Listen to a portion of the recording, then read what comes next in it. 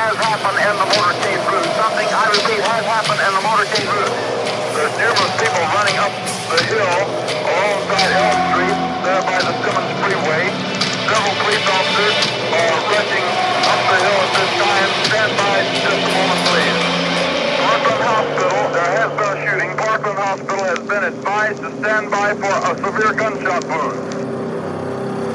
In Dallas, Texas, 3 shots were fired at President Kennedy's motorcade in downtown Dallas. The first reports say that President Kennedy has been seriously wounded by this shooting. Officers are now surrounding and searching the building. First depository store on the corner of Elm and Speedwell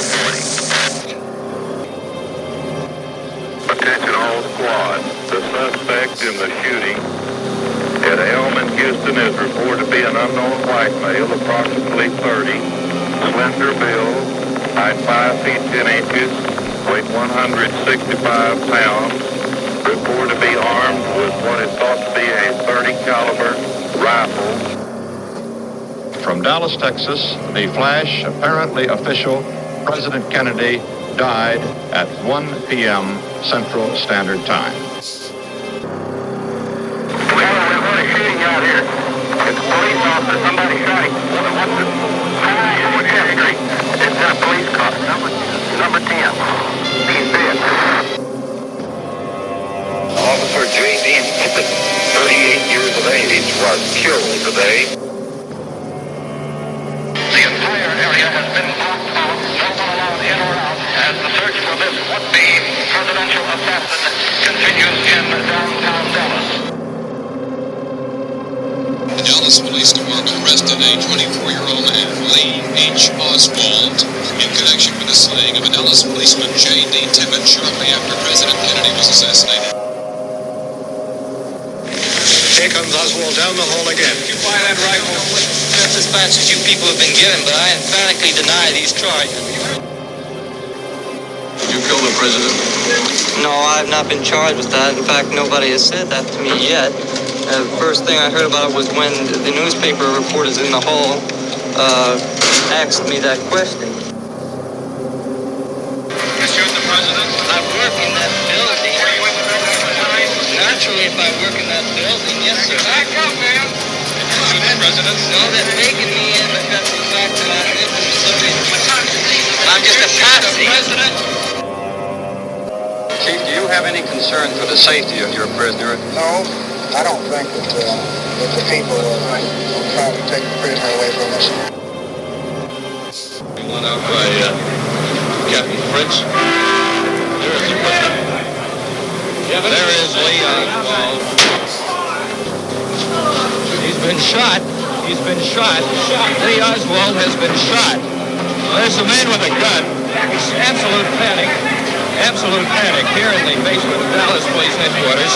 Detectives have their guns drawn. Oswald has been shot. There is no question about it. Oswald has been shot. Mr. Oswald died at 1:07 our time in the operating room of the gunshot wound which he had received.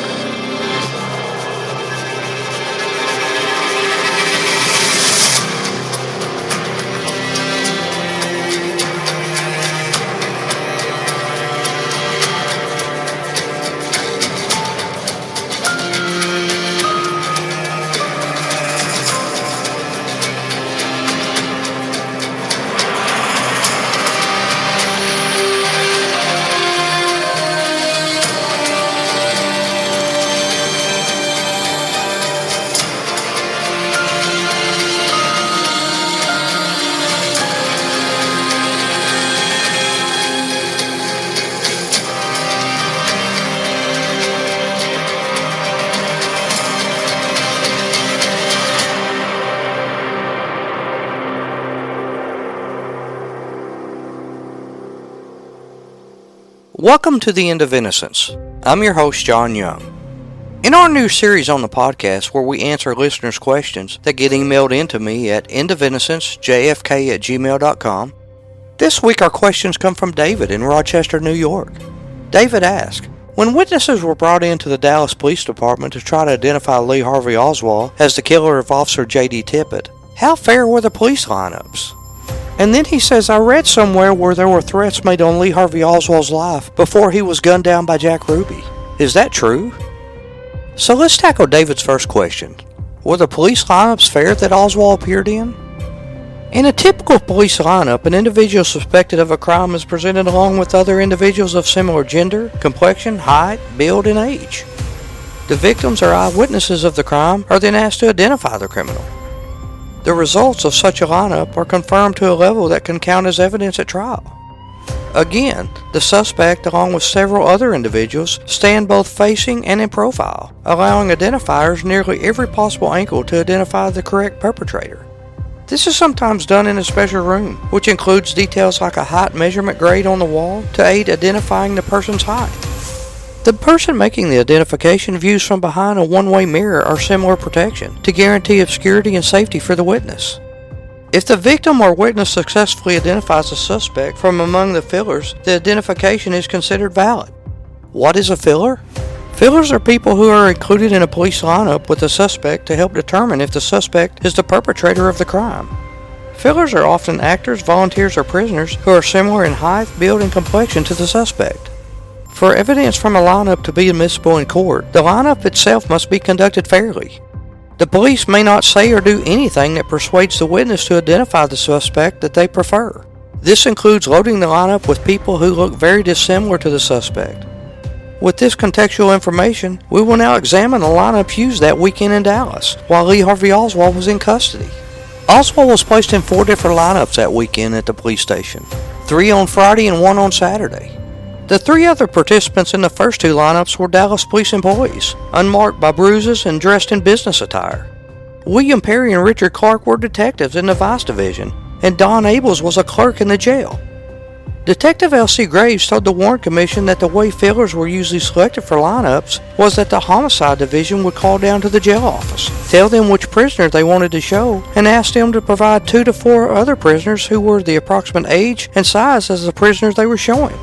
However, in the first and second lineup, this was not the way that fillers were selected. Rather, William Perry testified that Captain Fritz called the Vice Unit, not the jail, and requested 2 officers. Perry's partner Clark confirmed it was Fritz who made the request. Detective Jim Lavelle testified that the Dallas police, quote, didn't normally, end quote, use police officers in lineups. Fritz testified that he borrowed those officers because he feared other prisoners would harm Oswald, and that we didn't have an officer in the office the right size to show with him, so I asked 2 of the special service officers if they would help me. Less than 4 hours later, however, at the 7:55 p.m. lineup on Friday night, Oswald was handcuffed to 2 other prisoners. In Saturday's lineup, all of the fillers were prisoners. So much for fearing for Oswald's safety. As I mentioned earlier, the fillers for the first 2 police lineups were not dressed as close as possible to Oswald, as in normal procedure. Jim Lavelle would state, quote, I know in all cases we would usually try and have them dressed alike as possible, the same as each other, end quote. Captain Fritz testified that the 3 police fillers took off their coats and neckties and fixed themselves where they would look like prisoners, and were not dressed any better than Oswald. When questioned by the Warren Commission, one filler, Detective William Perry, testified that he put on a brown sports coat for both lineups. A second filler, Detective Clark, testified that he was wearing a white short-sleeve shirt and a dark sports coat for both lineups. He also testified that he got the dark sports coat and that Perry got the brown sports coat from the homicide office. In other words, it seems like these 2 fillers were specifically directed to stand out from the suspect as much as possible during the lineup. Don Abels also testified that he was wearing a white button-down short-sleeve shirt with checkers for both lineups.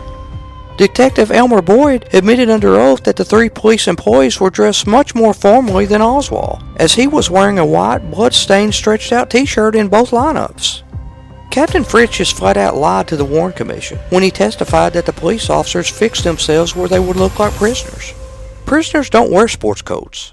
Furthermore, it's unlikely that Fritz mistakenly remembered or was told misinformation, for he reported that he was present at the first lineup for Helen Markham, and Detective Clark testified that those items of clothing were taken from the Dallas Homicide Office.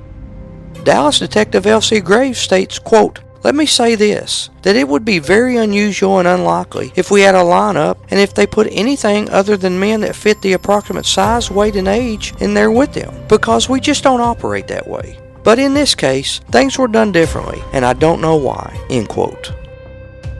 In addition to providing dissimilar fillers, witnesses were told that the perpetrator was in the lineups. In his testimony, William Calloway, the cab driver, quoted what Detective Jim Lavelle told him, Sam Ginyard, and Cecil McWaters before they viewed the second police lineup with the police department fillers. Quote, "We went into the room. There was Jim Lavelle, the detective, Sam Ginyard, and then this bus driver and myself. Jim told us, quote, 'When I show you these guys, be sure and take your time. See if you can make a positive identification. We want to be sure. We want to try to wrap him up real tight on killing this officer. We think he is the same one that shot the president.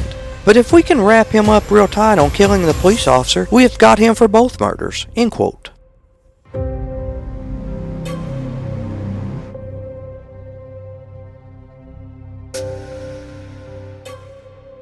So now on to lineups 3 and 4.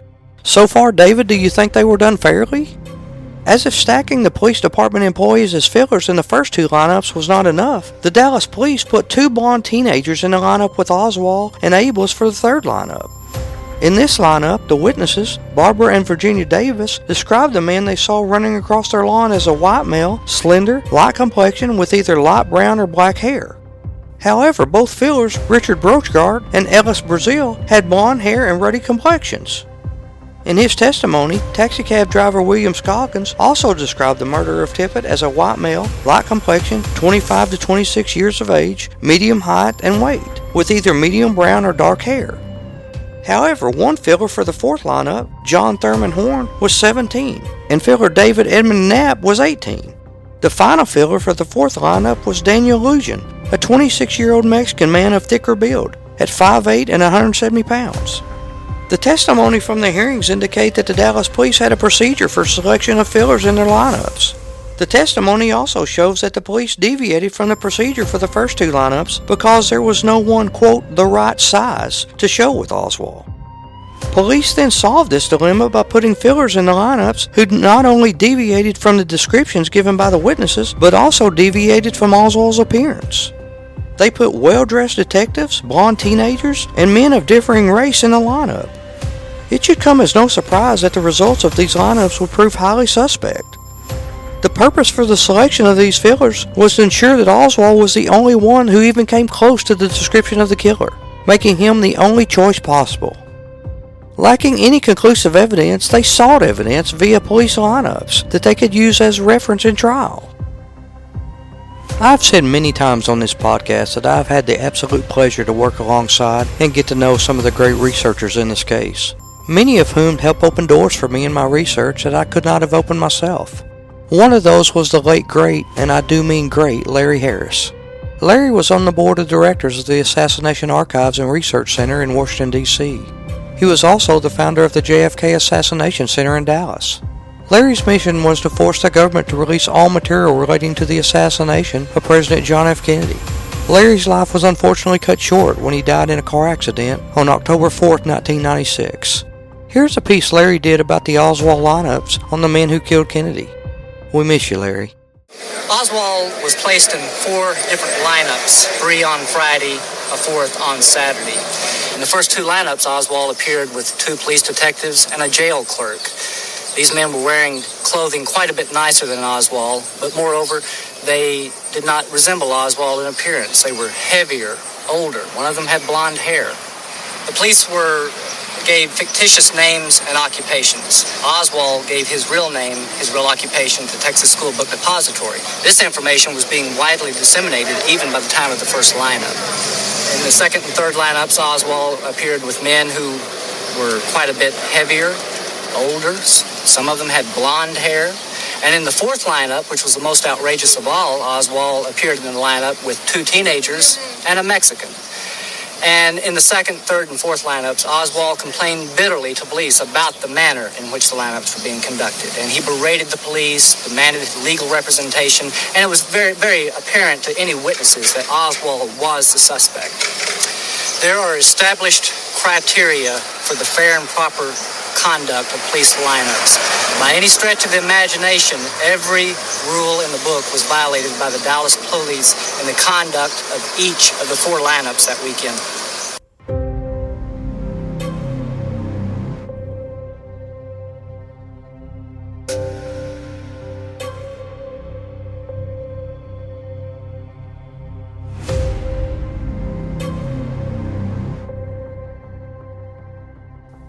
Now to David's second question of the day.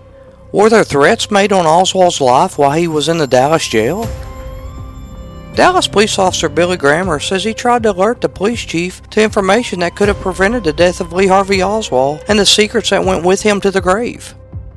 As the nation mourned the assassination of our 35th president, Grammer and the rest of the Dallas Police Department began working long hours. Grammer was in his office in the dispatch division the night after the assassination. That's when he got a visit from someone he knew, nightclub owner Jack Ruby, who was considered a friend of the police.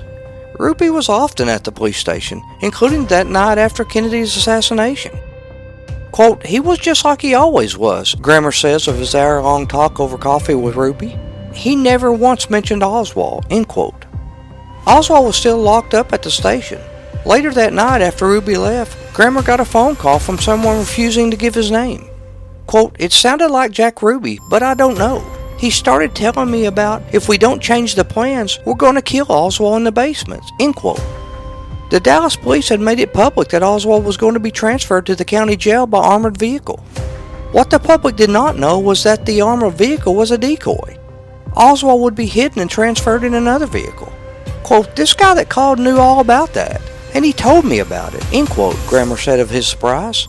He got a fellow high-ranking officer to listen in on the phone. He then typed up a report and gave it to Police Chief Jesse Curry. Quote, Chief picked it up and looked at it for maybe 10 seconds, end quote, Grammer says. Curry would then say, quote, there's nothing to that, and laid it back down. We said okay and we walked out. Grammer says the department was getting lots of calls threatening to kill Oswald, but Grammer had a bad feeling about the call he got. Quote, I remember when I got home Sunday morning, I told my wife, somebody's going to kill Oswald in the basement of the city hall this morning, and she kind of laughed about it a little bit, end quote. Hours later, she woke him up to the news. Quote, I got up and went in and the TV was on. The first person I saw was Jack Ruby, and I thought, oh my, I knew this was going to happen, end quote. Grammer says Chief Curry told FBI investigators the next day that he did not remember getting Billy's report. But Grammer says his fellow officer and 2 FBI agents stood behind him. Quote, that report has never surfaced, Grammer says. When all that happened on Sunday and Oswald was killed, I think probably Sunday afternoon the chief probably shredded that thing and threw it in the trash, end quote, Grammer says. Billy Grammer was a police communications officer on duty the night before Ruby killed Oswald. Around 9 p.m., he received an urgent message from a caller who refused to identify himself. I thought I recognized the voice, but at the same time, I could not put a face or a name with the voice. And as we talked, he began telling me that we needed to change the plans on moving Oswald from the basement, that he knew of the plans to make the move, and if we did not make a change, the statement he made precisely was, we are going to kill him. Billy Grammer reported the call, finished his shift, and went home to bed. The first Billy Grammer knew of the slaying was the following morning when he switched on his television set. No sooner than I turned it on and they were telling that Jack Ruby had killed Oswald, then I suddenly realized, knowing Jack Ruby the way I did, this was the man I was talking to on the phone last night. At that time, I put the voice with the face, and I knew within myself that Jack Ruby is the one that made that call to me the night before. And I think it was obvious because he knew me and I knew him, and he called me by name over the telephone. And seeing this and knowing what I knew and what he had said, then to me it had to be Jack Ruby. So to answer your second question, David, were the threats made against Oswald's life while he was in jail? That answer is yes. Now there's a lot more to that, but we'll save that for another episode. Hope we answered your questions. If you like what you hear every week and want to learn more about the assassination, please pick up my book, The End of Innocence, The Assassination of President John F. Kennedy. It's available right now on Amazon, or you can find it at www.endofInnocencejfk.com. And hey, send me your comments about the book or this podcast at endofInnocencejfk@gmail.com. Also this week, I'd like to announce that I'll be speaking at the Citizens Against Political Assassinations, or otherwise known as CAPA, conference in Dallas in November. If you'd like to get a signed copy of my book or just meet and talk about the case, I'd love to see you there in November. The conference runs from Friday, November 22nd to Sunday, November 24th. I will be speaking about my book, The End of Innocence. And also, I'll be speaking about the presence of professional assassins in Dealey Plaza the day President Kennedy was killed. I'll also be speaking about a second arrest in the Texas Theater that day. You could get tickets for the conference at www.capa-us.org. Hope to see you there.